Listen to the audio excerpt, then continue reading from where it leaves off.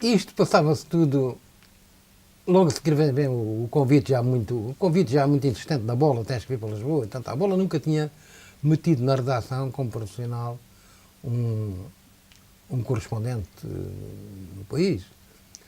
E eu compreendi que aquilo era muito honroso.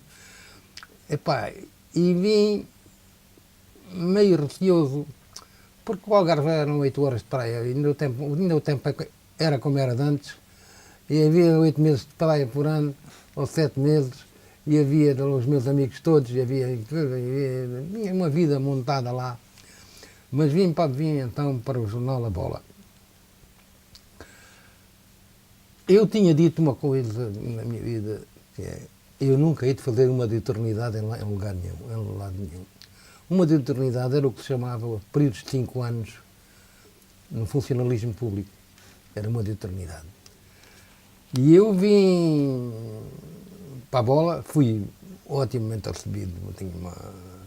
Até me comovo quando me levavam para casa, que eu vim sozinho, e vim a minha Mulher. a tal rapariga era professora lá, ficou lá, e eu vim sozinho para um bairro alugado, no bairro das Colónias, e já me estava cheio, vou-me embora daqui e tal. Bom, mas eles acolheram muito bem e fui muito bem. Corri meio mundo com o futebol, corri meio mundo, davam-me as melhores viagens, as melhores coisas. E senti-me brutalmente ingrato. Senti uma sensação de ingratidão quando no dia em que disse o Vítor Santos, eu vou-me embora.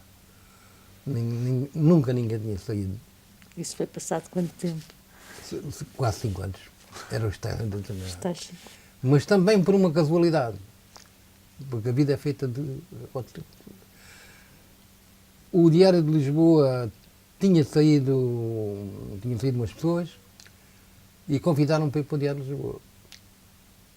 E eu, se havia alguma coisa na Bola que me desgostava, era o facto de estar amarrado a só fazer desporto toda a minha vida profissional. Eu queria ter mais espaço, queria ter mais amplitude. E o Diário de Lisboa dava-me já a possibilidade de fazer outro jornalismo e outras coisas. Não é? Fui para uma redação extraordinária. Fernando Assis Pacheco, Joaquim Letria, José Carlos Vasconcelos, Afonso Praça, Vila Verde Cabral. Bom, éramos 19. António de Sousa. Éramos 19. E esse convite surgiu aqui, como? Há uma coisa que é, porque aí coincidiu António de Sousa, entrou foi um acontecimento, entrar uma mulher para a redação. Foi um acontecimento, pá. E ela trabalhava num gabinete ao lado, porque alguém podia dizer alguma palavra mais maldita, né? Quer dizer, então e era preciso cuidado com a língua e tal. Epá, falei, António. E então, quase ao mesmo tempo, um grande amigo meu, que morreu agora não, há ano e meio, ele agora estava na visão. Até o fim, trabalhou com a visão. E que nessa altura o homem era o tipo nato do sedutor do cinema italiano. Pá. A popa, as coisas e tal. E o tipo tinha uma grande capacidade, tinha muito êxito com o mulherio. O gajo tinha muito êxito com o mulherio. E um dia, lá nesse jornal onde eu estava, que tinha a redação assim em V, o chefe da redação, que era o Afonso Iriarte, disse: epá, a partir da manhã já temos cá mais uma pessoa a trabalhar connosco. Epá, até que enfim estávamos aqui a ser explorados, aqui, não sei o quê. Até que é o gajo. Não é gajo nenhum, é uma menina, é uma gaja. Aqui. Bom, até depois como é que a gente fala? Até aquelas coisas da fala machista daqueles anos 60, não é? E então, no dia seguinte vem a rapariga, e deve ser ainda uma velhota linda, era uma rapariga lindíssima. E a malta olhou e disse, epá. E olharam logo para ele. E ele estava esbugalhado. E então começaram a dizer, este gajo vai-se atirar à miúda. E a gente, já. E ele começou logo a dizer, bom, então fica aqui e tal, coisa, o telefone é daqui, havia um telefone que tinha o fio pendurado do teto e corria às secretárias todas, conforme a gente... Ficas aqui e tal, o telefone, coisa, aqui está isto, olha, normalmente tem isto, coisas posturadas. Começou logo a ver.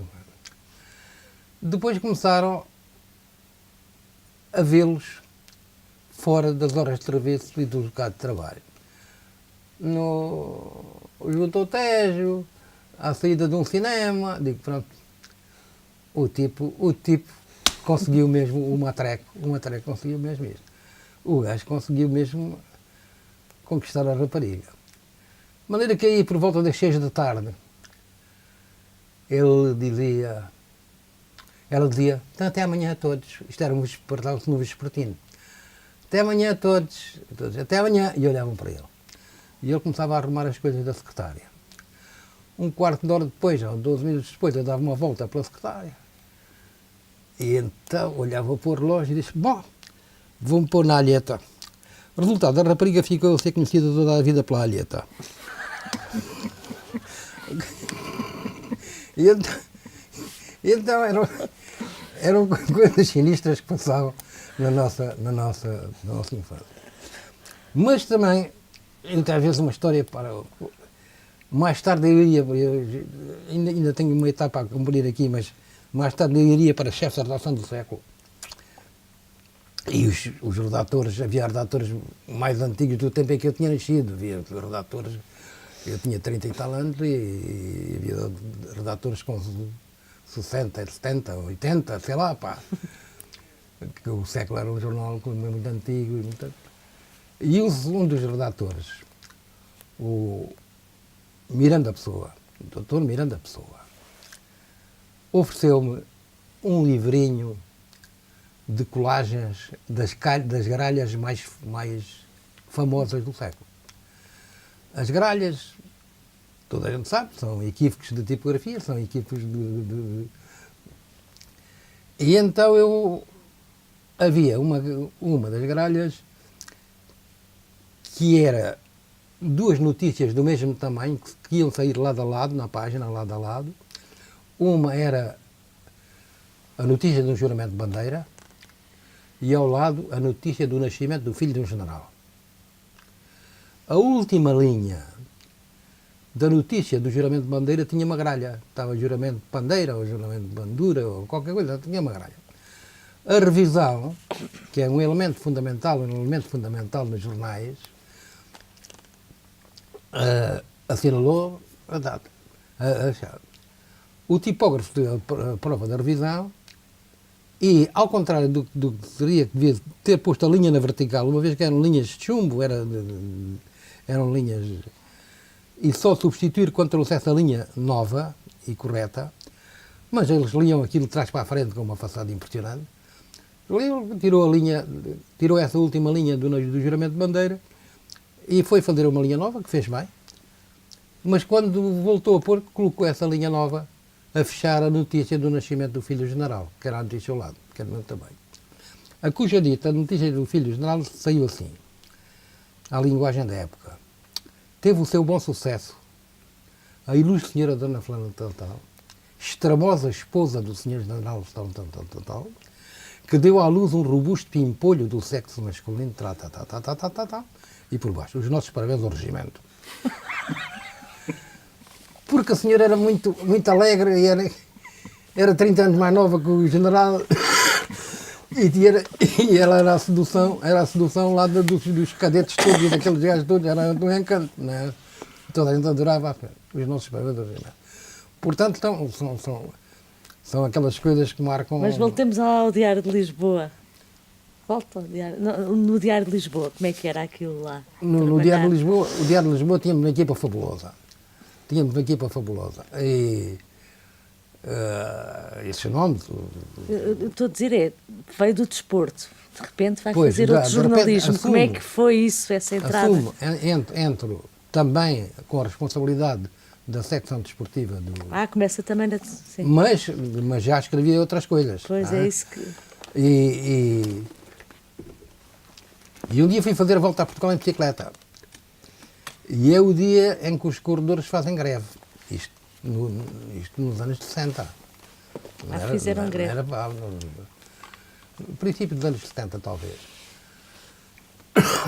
Os corredores fazem greve porque, na véspera, tinham tido uma etapa com um vento forte contra e não conseguiram, deram tudo, esfarraparam-se todos, não conseguiram atingir a meta que desse direito a ter os prémios normais. E no dia seguinte, pá, os gajos, veio tudo por aí abaixo, a 10 à hora, com chapéus de coisa, cigarro na boca e não sei o quê, e um escândalo brutal, o país agitou-se. E eu escrevi uma crónica chamada A Greve das Pernas Caídas. E tomei o partido dos ciclistas. Fui o único dos coisas que tomei o partido dos ciclistas. Porque expliquei isso, que ninguém tinha falado nisso. Porque havia ali uma coisa realmente impopular naquilo que era aquelas populações lá de cima que passava-se lá em trás dos montes. Aquelas populações levaram o ano inteiro, acho que era, vêm os ciclistas da volta e não sei o quê, e depois o espetáculo foi uma decepção brutal, aquele espetáculo. Pode-se olhar isso por esse ângulo, mas tinha que se explicar as coisas como devia ser. E eu expliquei que devia ser, e disse não sei o quê. Começo a receber telegramas da parte do país, tudo quanto era comuna, tudo quanto era comuna, a dar-me força para defender os nossos brilhantes rapazes. E Então isso já foi depois do 25 de Abril? Não foi antes? Não, foi antes. Foi em 71. Nossa. Foi em 71. Foi em 70, 71. Não vai assim. Bom, mas isso foi uma das coisas que fiz ainda no lado desportivo. Depois fazia crónicas. A crónica, eu escrevi um livro em que publiquei as crónicas, já me vou lembrar do nome do livro, em que publiquei as crónicas que tinha publicado na imprensa, crónicas e pequenos contos. A crónica é a assunção da individualidade do jornalista. Para mim, o modelo de jornalismo foi sempre o velho Le Monde. O velho Le Monde parecia que as notícias, e nem fotografias tinha, só tinha notícias, eram todas escritas para a mesma pessoa. Aquilo era de um rigor, não tinha adjetivos, não tinha juízos de valor, não tinha factos, não tinha omissões, aquilo era tudo o velho Le Monde. E era o meu símbolo de jornalismo perfeito. Mas também tinha depois a crónica. E a crónica era aquilo que era individualizado. A crónica é do Sr. Flantal. Ao ser do Sr. Flantal, ou do Sr. Flantal, tinha o direito a ter a sua maneira pessoal de escrever, a sua individualidade. E a crónica, portanto, é, num trabalho que se quer coletivo, como é um órgão de informação, como é um jornal, a crónica é o espaço em que um tipo, este bocadinho é meu. E as minhas crónicas do Diário de Lisboa, evidentemente, não tinham que ver com as crónicas do Praça, ou tinha alguma coisa do Tal Monteiro, também lá estava. Bom, tínhamos uma equipa de sonho. Bom, então... E quando é que o convidaram para escrever as crónicas? Como é que foi esse processo até chegar às crónicas? Foi logo imediato? Quase natural, natural. Escrevi, uma vez escrevi uma crónica, quero escrever a crónica. Fui escrevendo crónicas, algumas no Diário de Lisboa. Ainda não muitas, mas escrevi algumas crónicas. Depois, mais tarde, é que escrevia já crónicas no semanário O Jornal, mas isso já é bastante mais tarde. Essa aí é que eu tinha uma crónica cadência regular, não é? fora de mão. Não era o título que dei à crónica e é o título que dei ao livro, onde estão fora de mão. E o fora de mão queria dizer que, epá, tudo o que está ao lado não tem nada a ver com isto. Isto aqui é da minha responsabilidade. Não é? Isto é o fora, a crónica é individual, a crónica é uma liberdade, a crónica não tem que obedecer a isto, nem a regras disto, não sei o quê, é um ato individual. E gostava dessa parte. A crónica e pode ter um pequeno trabalho literário, muitas vezes, não é? Um pequeno trabalho literário, pode ser uma pepita de humor, pode ser uma coisa trágica, pode ser um memorial, pode ser, bom, a crónica... Se quiser. E estive no Diário de Lisboa e tudo bem, era subchefe da redação. Um dia vou de férias, quando volto há um problema no Diário de Lisboa. Eu sou chamado, mal tinha chegado a casa, já tinha recados estudados para ir falar com o Sr. Lopes do Soto, que era um senhor da administração, do administrador, que vivia no Estoril Sol. E a primeira coisa que ele me perguntou, quanto é que você está a ganhar, Mário? Eu disse, estou a ganhar tanto. É pouco para um homem como você. É para ninguém diz isto. Eu aí digo, isto não é verdade. Então, no dia seguinte, vim saber que a entrada de um brasileiro que ele tinha metido lá a coordenar o jornal, a coincidir com a entrada do offset, das novas tecnologias, e o brasileiro tinha arranjado um problema com a maior parte da redação, da minha redação, com que eu conheci. O brasileiro era velhaco. Ou era simplesmente muito convencido que ele tinha razão lá naquelas... E teria, que nas opiniões dele, em algumas coisas teria. Era jornalista, não, esse brasileiro? Também era jornalista.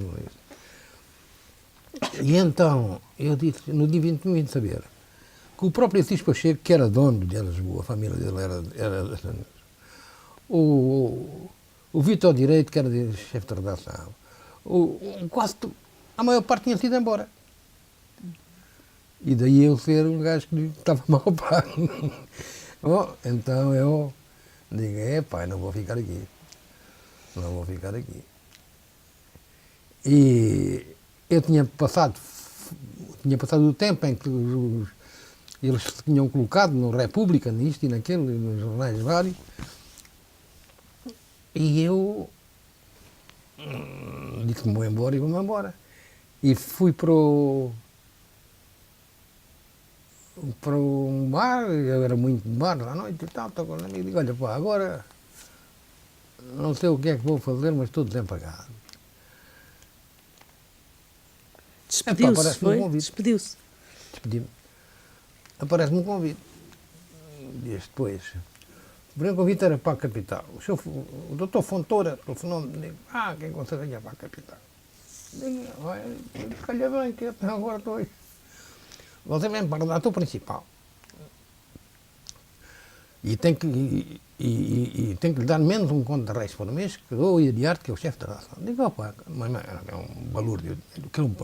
Para a altura era um balúrdio. Eu digo, eu ando com uma estrela, toda a gente me quer dar dinheiro. Vou aos bares e tal, e então tenho a notícia de que o sogro do Marcelo Queiroz Pereira, o Marcelo Caetano, era o dono das Águas de Lisboa, da Companhia das Águas de Lisboa, e o dono da Capital. A Capital dava prejuízo, dava despesa. E ele terá exigido, assim, o direito a aumentar o preço da água em Lisboa para socorrer a Capital. E eu vou ao Fontoura e digo, já não venho. Eu tinha destas quixotices, nem sequer averiguavam, eram quixotices. Digo, como o caro Fontoura já não vem. Então, mas o que é que passou? Não se passou nada. Ele já não me apetece vir, pá, desculpa lá, não sei o quê. E não fui. Nunca cheguei a ir para a capital por causa do preço das águas de Lisboa. Mas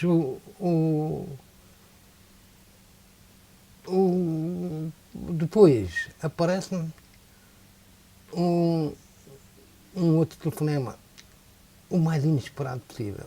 do Dr. Brás Medeiros, que era o dono do Diário Popular e presidente do Sporting. Que era um homem que em 10 palavras lia 4 palavrões. Tá, vamos lá, é o Brás Medeiros, está lá. Preciso muito falar consigo. Epá, eu sei que você é um cabrão de um benfiquista, mas eu preciso... Logo assim, para abrir.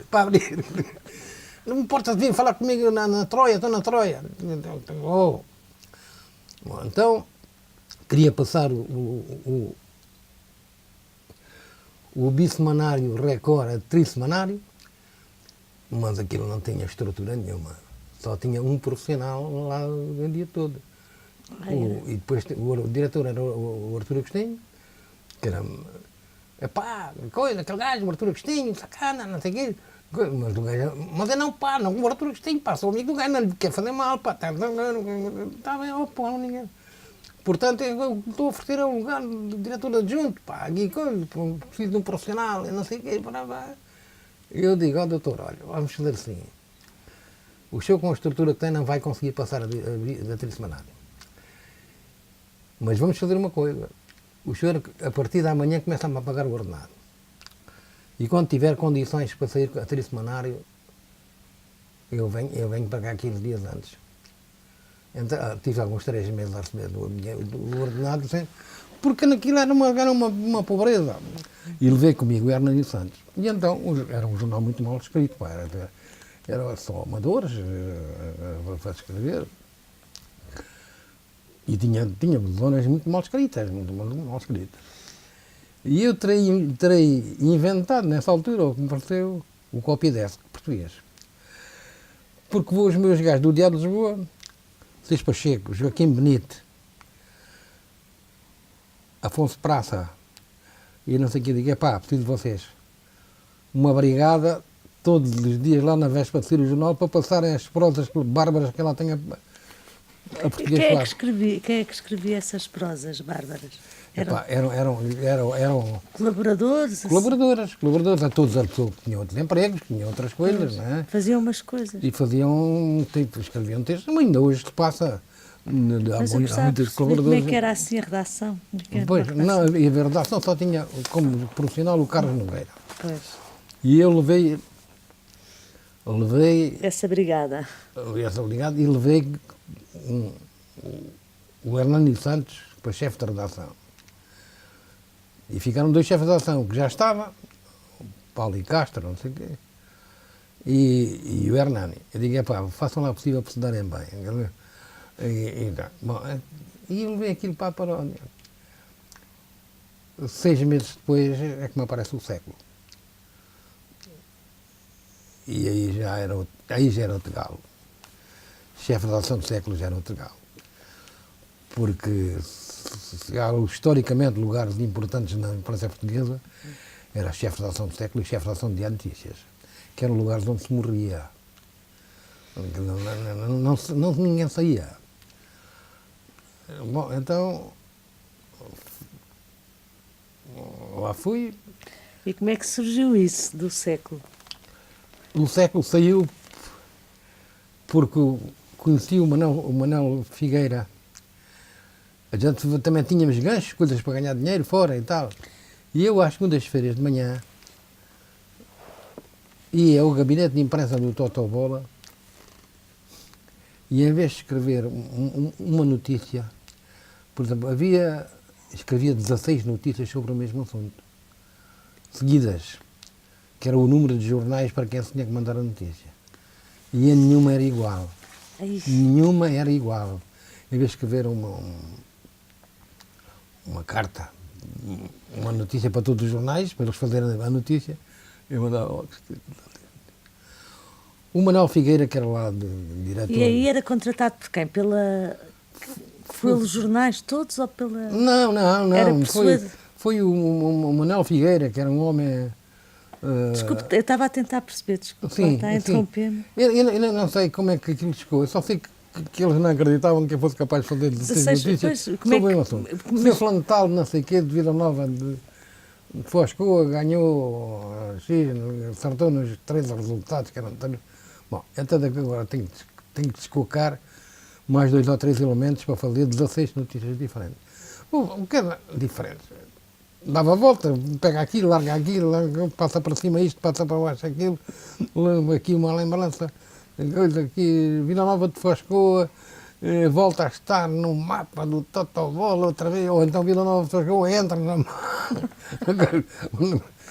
qualquer coisa que desse uma diferença. O Manuel Figueira, que gostava muito dos meus trabalhos anteriores, noutros jornais, vai para chefe da ação do século, vai para diretor do século. No tempo em que quem compra o século é o Jorge Brito. E o Manel, eu não tinha nenhum envolvimento com o Estado Novo, com a aparelhagem política. E não estava assim, não tinha fama de ser assim, um lutador de andar aí a bater o regime. Cortava umas prosas, eu ensinava, mas como não quis dar um sinal de essa independência. Parte da censura depois também tem lembranças dessas? Depois... Lembrança, o Manuel Figueira queria mostrar um certo afastamento do regime e leva-me para chefe da redação do século. E aí é que eu tinha um telefone direto à censura. Um telefone direto à censura. Aqui há dias eu lembrava-me de uma figura extraordinária do Sr. Diamantino. O Sr. Diamantino não era o único, mas eu lembro-me particularmente do Sr. Diamantino, cuja vida era levar as prosas tipográficas à censura, trazer as provas tipográficas da censura. O Sr. Diamantino jamais terá pensado que isto não era um ato normal da vida. Para ele aquilo era um emprego como outro qualquer. A vida é assim, há tipos que vendem bacalhau, há tipos que fazem isto, há outras coisas que é levar umas provas de um tipo e trazer outras provas. Para ele aquilo era... E eu lembro do Sr. Diamantino ir com provas. O Urbano Tavares Rodrigues também trabalhava comigo num século. E às vezes estávamos à espera que viesse o Sr. Diamantino com as provas para ver o que é que vinha daí. Não é? Tinha uma boa equipa no século. Metia eu quase toda. Entre mim e o Manuel Figueira. É engraçado porque o Manuel Figueira diz, aquilo não tinha redação praticamente quando para lá fomos. O Manuel Figueira e eu, ele como diretor, não, tinha lá uns senhores de idade. E então o Manuel Figueira diz-me, faz aí uma lista de gente que queria ver cá na redação e eu vou fazer a minha. Curiosamente, sendo nós tão diferentes, o Manuel Figueira era um homem do regime, mas era um homem completamente, queria uma coisa limpa, queria um país limpo, queria um regime limpo, queria uma coisa... Curiosamente, o primeiro da lista dele era o primeiro da minha lista, por motivos diferentes. Foi o Adelino Tavares da Silva. O Adelino Tavares da Silva tinha sido despedido da capital porque gastou o dinheiro todo no casino. O dinheiro com que ia começar a volta a Portugal. E o... Caiu um telemóvel a tocar. Está aí o seu telemóvel. É o meu. Está a gravar. A mesma pessoa, o Adelino Tavares da Silva. Por circunstâncias diferentes. Eu, porque o Adelino estava desempregado, tinha sido despedido da capital, e o Manuel Correia, porque era muito amigo dele, e eram ambos jogadores no Casino Estoril. E portanto havia essa coisa. E o Adelino lá foi. E foi o Eduardo Guerra Carneiro que escolhi eu, e vários que escolhi eu, e fez uma... O Manel era um tipo liberalíssimo. Basta ver que, por exemplo, da mesma empresa do século, era, por exemplo, o jornal O Cinéfilo. E quem é que vai para o diretor do Cinéfilo? Fernando Lopes. Não tínhamos lá nenhuma hipoteca ao regime, não tínhamos... E foram uns anos bons no século, foram uns anos vivos, até essa luta diária com a censura, que muitas vezes nos amargurava, muitas vezes Esse telefone servia para quê? Disse que tinha uma linha. Para reclamar, para protestar, para dizer ao Sr. Coronel. E não se lembra assim de histórias dessas? Assim, de negociação? Concretamente, assim, Sr. Coronel, também isto fica sem sentido, cortaram-me aqui esta coisa, isto não faz sentido, este corte, qual é a razão? Explique-me, eu vou tentar meter-me na sua. Eram sinais, eram reclamações, eram coisas, mas às vezes o dia, manda lá outra vez, mas não, você tem razão, e não sei o quê, mas foi um... Hoje em dia é difícil compreender gente que esteja a trabalhar sob um regime que não sabe se aquilo que escreveu, e eu acredito que sempre houve alguma autocensura. Sempre houve alguma autocensura. Porque quando se escrevia, já havia aquela coisa, a ver se assim passa. E, portanto, já havia uma parte em que o jornalista, ou eu, que estava de chefe, dizia-me, és maluco, como é que isto passa? E ele, então, tem uma volta nisto, só a palavra, muda a palavra. Pronto, era muito... Eu uma vez, ainda no Diário de Lisboa, fui a Moscovo. Olha, lá está, eu estava no Diário de Lisboa e havia lá um jogo de futebol do Vitória de Setúbal. E disseram-me para ir e para escrever uma série de crónicas sobre Moscovo, desde lá. Não me preocupasse com o jogo, não, tenho que fazer o jogo também. E encontrei lá um português, ou já o homem encomendado, que me mandou, estive na Rádio de Moscou, estive na coisa, vi aquilo. E escrevi uma série de crónicas impressivas, crónicas muito impressivas, de um certo turista que está ali, porque não mergulhei, não fui fazer lá uma... E escrevi coisas que incomodaram a censura.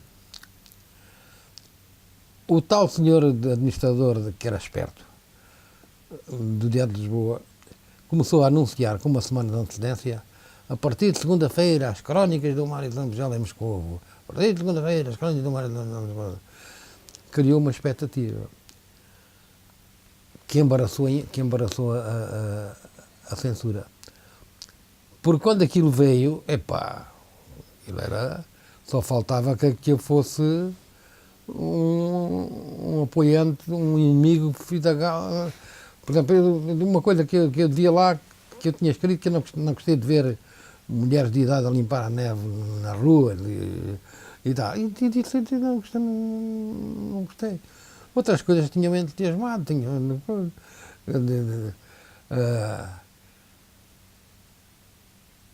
e tudo o que eu dizia de positivo do Rei da Terra, que é monumental, que é fantástico,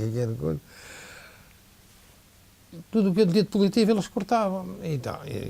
E eu disse, não sai, isto não sai nada. Ele não deixa sair isso assim, está tudo amputado. E então o Lopes do Souto também disse à censura, não vamos publicar nada. Já estava anunciadíssimo. Depois lá chegaram a uma negociação, só sai isto, sai aquilo, não sei o quê, corta, não corta. E lá saíram as croniquetas, que são levezinhas, não têm, sobretudo porque são crónicas que não têm uma presunção ideológica de alguém que chega a um país e quer pôr-se a mandar vir sobre a ideologia e as coisas e tal. É uma crónica praticamente do visual, da sensação de estar ali, da estranheza e dos encantamentos. São crónicas, mesmo assim tive esse trabalho com a censura. E também, uma vez escrevi também uma série de crónicas sobre o Luxemburgo, o anão de aço. Também tive problemas com a censura. E nas crónicas... Mas porquê? Falava dos imigrantes ou isso não? Estou a perguntar. Falava de imigrantes. Falava disso. Não só do que os tinha levado lá. Esse é o problema, não era do que eles Era, porque é que vieram? Não é? Porque é que vieram? Tive lá uma altura com 4 tipos que viviam numa espécie de Torre de Belém pequenino, num monumento nacional luxemburguês, fica no campo. Aquilo era meio capela, não sei o quê. E ele fazia lá as batatas e o bacalhau. Mas, pronto, estes